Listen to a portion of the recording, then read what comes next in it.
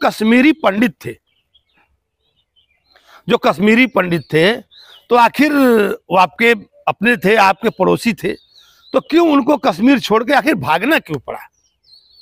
नमस्कार, मैं संजय पांडे और आप देख रहे हैं समाज की बात। कश्मीर की चर्चा कभी कभार ही होती है और प्रधानमंत्री वाजपेयी जी ने कहा था कि कश्मीरियत, जमहूरियत और इंसानियत, और आपने देखा होगा किस तरह से एनडीए की सरकार, मोदी गवर्नमेंट ने वहां पर धारा 370 हटाया, 35A को हटाया और वहां पर ये उसको यूनियन टेरिटरी बनाए।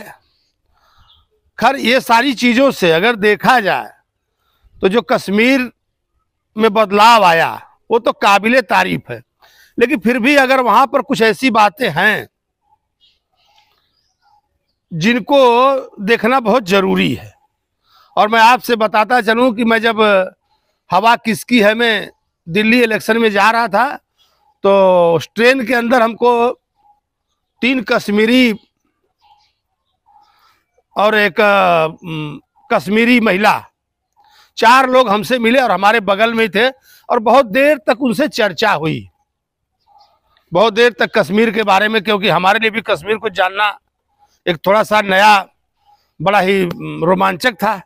मैं भी जानना चाहता था और हमने उनसे ढेर सारे सवाल किए, ढेर सारी बातें हमारी उनसे हुई और वो भी हमसे बिल्कुल थोड़ी देर के बाद बिल्कुल खुलकर बात करने लगे। हर मुद्दों पर अपनी बेबाक राय वो लोग रखते थे, लेकिन जब हमने उनसे आग्रह किया कि आप कैमरे पर कहेंगे क्या, तो उन्होंने साफ मना कर दिया। और मैं भी ये उचित नहीं समझा कि उनका एक तरह से छुपा कोई वीडियो बनाया जाए, अच्छी बात नहीं लगी, इसलिए हमने उनसे उनका जो अनुरोध था उसको हमने मान लिया और उन लोगों ने हमसे काफी मुद्दों पर बात की। तो मैं आपको बारी बारी एक एक जो उनकी बातें थी, एक एक जो उनकी बातें थी उसको मैं बताता हूं कि आखिर उनके मन में भारत को लेकर के क्या है, पाकिस्तान को लेकर के उनके मन में क्या है, वहां की चर्चाएं कैसी है, लोग क्या सोचते हैं।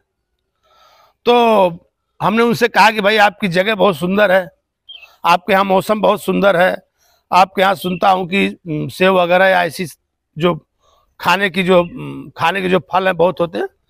तो धीरे धीरे जब बातों बातों में खुलते खुलते उन्होंने हमसे बताया कि देखिए जी, धरती का जो स्वर्ग अगर कहीं है तो हमारा कश्मीर। और बात आज़ादी के समय से लेकर के उसके पहले तक राजा हरि सिंह लेकर के और प्रधानमंत्री मोदी तक सारी चर्चाएं हुई, लेकिन उसमें जो खास बात थी, तो जब हमने उनसे कहा कि आप ऑन कैमरा कुछ कहिए, तो उनका कहना था कि देखिए सब कुछ है हमारे पास, लेकिन हमको कुछ बोलने की आज़ादी नहीं है। हमने कहा भाई ऐसा तो हमने कभी देखा नहीं, काफी लोग खुल के बोल रहे हैं, आप यहाँ बोल रहे हैं, वहां बोले नहीं, हमारे मन में कुछ और होता है और हमारे मुंह में कुछ और होता है। हमने कहा तो मतलब आप जो बोलना चाहते हैं नहीं बोलते हैं, अलग से कुछ बना के बोलते हैं? उन्होंने कहा हाँ जी हाँ, ठीक ऐसा ही है। और उसी में से एक व्यक्ति जो है, उनके पिताजी कश्मीरी थे और वो आगरा में बसे हुए थे, दिल्ली से आकर के आगरा, और उनका कहना था कि जिस दिन हमको मरना होगा उस दिन मैं आपको इंटरव्यू दूंगा। हमने कहा भैया मरो मत, इंटरव्यू नहीं दोगे चलेगा, लेकिन आप मरो मत। तो बोले नहीं, जिस दिन अगर हमको मरना होगा तो मैं बड़े साफ साफ शब्दों में आपसे कह लूंगा। हमने कहा ऐसा क्यों? तो उन्होंने कहा देखिए, अगर हम कश्मीर में अगर कुछ खुल करके बोलते हैं तो जो यहाँ की सरकार है हमको 4-6 साल के लिए जेल में डाल देगी, यहाँ की जो व्यवस्था है वो हमको जेल में डाल देगी 4-6 साल। लेकिन चलिए, ये तो हम 4-6 साल में निकल करके आ जाएंगे, लेकिन हमारी बातों को अगर कहीं वहां मिलिटेंस ने सुन लिया तो सीधे गोली मार देंगे। इतना बड़ा खौफ अभी भी उनके मन में बैठा हुआ है, उनके मन में ये डर बैठा हुआ है कि अगर कहीं जो आतंकवादी हैं उन्होंने अगर हमारी बातें सुन ली कि हम कश्मीर के बारे में क्या बोल रहे थे या उनके बारे में हमारी राय क्या थी, तो हमको गोली मार देंगे। ये जो डर है उनके मन में बिल्कुल बैठा हुआ है, ये डर उनके मन से जा नहीं रहा है। तो हमने कहा भाई अभी तो आप कुछ भी बोल सकते हैं, सरकार है, सरकार क्या कर लेगी, आप जो कुछ भी बोलना चाहे। तो देखिए ऐसा है, कि न हम तो भारत की तरफ जाना चाहते हैं, न हम पाकिस्तान की तरफ। आज भी उनके मन में आजादी कि हम एक आजाद मुल्क के रूप में रहना चाहते हैं। तो हमने कहा भाई अगर आप आजाद रहना चाहते हैं तो आखिर यहाँ कौन सी दिक्कत है? भाई आपके यहाँ एक अलग प्रदेश है, सहायता की राशियां जो है केंद्र सरकार से आती है, कश्मीर के अंदर काफी कुछ यहाँ होता नहीं। तो उनका कहना था कि तो सऊदी अरेबिया में क्या होता है, हम अपना चला लेंगे, लेकिन हमारा एक अलग देश चाहिए ना। हम भारत में जाना चाहते हैं ना पाकिस्तान में जाना चाहते हैं। और जो भारत है या पाकिस्तान है, ये कश्मीरियों को नहीं चाहते, ये हमारी जमीन को चाहते हैं। इनको हमारे जमीन से मोहब्बत है, कोई हमसे मोहब्बत नहीं करता। हमने कहा देखिए ये तो आपके मन की बात है, आपके दिमाग में ये चल रहा है। तो जब ये हुआ कि नहीं, हमने कहा कि भाई ठीक है, धारा 370 जाने के बाद क्या बदलाव आए हैं? तो उनका कहना देखिए बदलाव तो बहुत सारा आया है, क्योंकि अब जो कश्मीर का लाल चौक है वहां पर लोग आते हैं, सब कुछ आधी आधी रात तक लोग बैठे रहते हैं। बदलाव तो बहुत कुछ है, अब काफी हम लोग अच्छा महसूस कर रहे हैं, सब कुछ ठीक ठाक चल रहा है, अब ऐसी कोई दिक्कत नहीं है। लेकिन हम चाहते हैं कि जो पूर्ण राज्य वाली बात थी कि उनको जो केंद्र शासित है उससे हटा करके पूर्ण राज्य का दर्जा बहाल किया जाए। तो हमने उनसे कहा कि देखिए ऐसा है कि अभी पुलिस है, तो जो पुलिस है वो कहीं ना कहीं उपराज्यपाल या केंद्र सरकार के अधीन में है। तो क्या ऐसा था कि जो पुलिस थी, तो फिर उन्होंने कहा कि हाँ बिल्कुल सही आपने कहा कि जो पुलिस थी, जो पहले की पुलिस थी, ये कहीं ना कहीं मिलिटेंट से मिली हुई रहती थी, या जो असली ठिकाना था ये उनको बता देते थे। तो हमने कहा भाई शायद हो सकता है कि इसीलिए जो केंद्र सरकार है वो पुलिस को भी अपने पास रखना चाहती है, ताकि वहां की जो सुरक्षा व्यवस्था, उनका बिल्कुल साफ कहना था, बिल्कुल आपने सही कहा।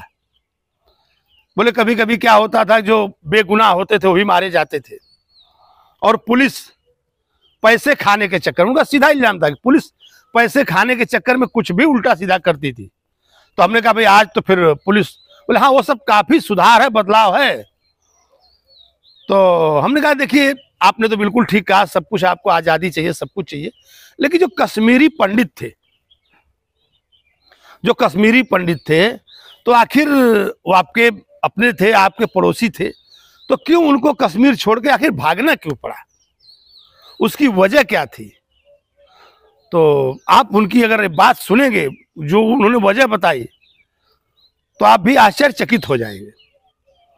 तो उनका कहना था इस सवाल पर कि नहीं ये भी कश्मीरियों के खिलाफ एक साजिश थी। हमने कहा भाई ये कश्मीरियों के खिलाफ कौन सी साजिश हो गई, इसमें क्या साजिश थी? बोले नहीं, तब के जो जगमोहन थे राज्यपाल वहाँ के, ये जानबूझ करके कश्मीरी पंडितों को कश्मीरी मुसलमानों से अलग किया गया, ताकि कश्मीरी मुसलमानों को, तो हमने क्या कहा कि भाई क्या करते हैं कश्मीरी मुसलमानों का अलग करके? बोले नहीं, कुछ खात्मा करने के चक्कर में थे। देखिए क्या उनके मन में चला, उनके मन में क्या चल रहा है। उनके मन का जो डर था, उनका ये डर था कि नहीं कश्मीरी पंडितों को हमसे अलग कर दिया गया, और अलग करके हमारे ऊपर कुछ ऐसी कार्रवाई करना चाहते थे जिससे कि जिसके बीच में कश्मीरी पंडित पिसे ना। हमने कहा भाई देखिए ये लॉजिक तो कोई ऐसा बनता नहीं है, ये कोई बात तो है नहीं।